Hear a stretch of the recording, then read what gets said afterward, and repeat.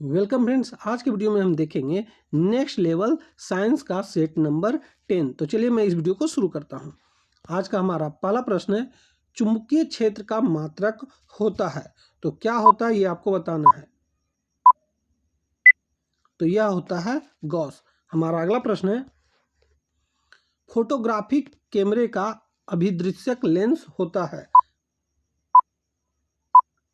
तो यह होता है उत्तल लेंस का।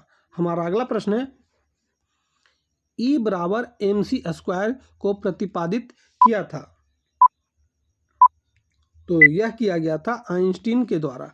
हमारा अगला प्रश्न है, लंबे समय तक कठोर शारीरिक कार्य के पश्चात मांसपेशियों में थकान अनुभव होने का कारण होता है तो यह होता है लैक्टिक एसिड का संचय होने के कारण। हमारा अगला प्रश्न है, मांसपेशियों में निम्नलिखित में से किसके एकत्र होने से थकान होती है। तो लैक्टिक अम्ल के कारण ऐसा होता है। हमारा अगला प्रश्न है, मानव शरीर का सामान्य तापक्रम 98.4 फ़ारेनहाइट है, इसके बराबर डिग्री सेल्सियस में तापक्रम होगा तो यह होगा 36.89 डिग्री सेल्सियस। हमारा अगला प्रश्न है, मनुष्य के शरीर का समान तापमान है तो यह होता है 37 डिग्री सेल्सियस। हमारा अगला प्रश्न है, थोरियम के नाभिक को बदला जा सकता है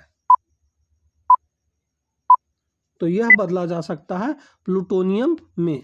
दोस्तों आप भी हमारे साथ आंसर करते रहें, इसीलिए हमने यह टाइमर लगाया है। और वीडियो के अंत में जरूर बताएं कि आपके कितने प्रश्न सही हो रहे हैं। हमारा अगला प्रश्न है, जब हम बकरी या भेड़ का मांस खाते हैं तब हम तो द्वितीय उपभोक्ता कहलाते हैं। हमारा अगला प्रश्न है, किसी वस्तु का प्रतिबिंब मनुष्य की आंख में कहां बनता है तो यह बनता है रेटिना पर। हमारा अगला प्रश्न है, एक स्वस्थ मनुष्य एक दिन में निम्नलिखित मात्रा में पेशाब करता है तो यह करता है 1.5 लीटर के आसपास। हमारा अगला प्रश्न है, अबिंदुता एक बीमारी है, यह आंखों की बीमारी है। हमारा अगला प्रश्न है, एक वयस्क मानव शरीर में जल प्रतिशत होता है तो यह होता है 65% तक जल होता है। हमारा अगला प्रश्न है, निम्नलिखित में कौन सा गुण मनुष्य को अन्य सभी वानर गुणों से पृथक करता है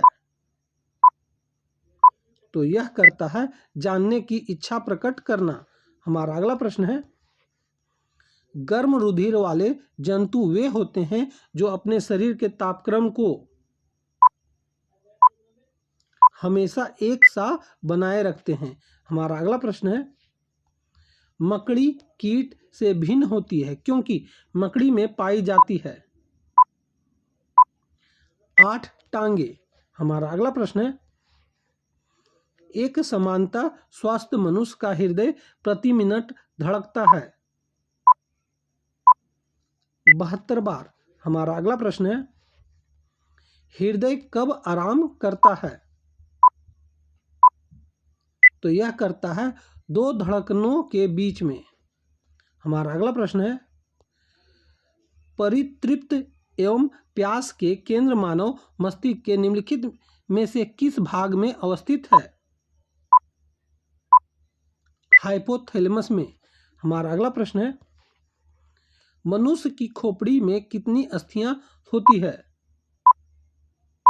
तो यह होती है 30। हमारा अगला प्रश्न है, वैज्ञानिकों द्वारा हाल ही में नई प्रजातियों को दांव से निकाला गया है, जहरीले कौन से हैं तो यह है मेढक से। हमारा अगला प्रश्न है, फ्यूज के पदार्थ को होना चाहिए तो यह होना चाहिए निम्न गलनांक का। हमारा अगला प्रश्न है, निम्न विद्युत चुम्बकीय तरंगों में किसकी आवृत्ति अधिकतम होती है? तो यह होती है अवरक्त किरण का। हमारा अगला प्रश्न है, ऊर्जा का क्षय कम होता है दृष्टि धारा में। हमारा अगला प्रश्न है, तरंग अपस्रव कही जाती है जब उसकी आवृत्ति 20 हर्ट्ज से कम होती है। हमारा अगला प्रश्न है, यदि तरंग की लंबाई का मान आधा कर दिया जाए तो ध्वनि का वेग आधा हो जाएगा। हमारा अगला प्रश्न है, आर्कियोप्लेट्रिक्स किन वर्गों के प्राणियों के बीच की योजक कड़ी है? तो यह सरीसृप और पक्षी की योजक कड़ी है। हमारा अगला प्रश्न है, उड़ने वाला स्तनपायी है? तो यह है चमगादड़। हमारा अगला प्रश्न है, मनुष्य के जीवन काल में कितने दांत 2 बार विकसित होते हैं? 20 बार। हमारा अगला प्रश्न है,